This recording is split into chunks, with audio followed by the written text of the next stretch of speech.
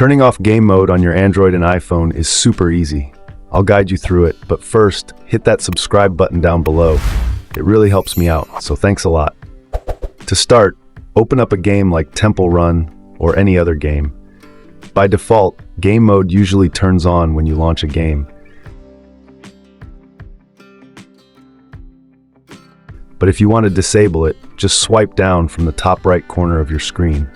You'll see something like Temple Run Game Mode.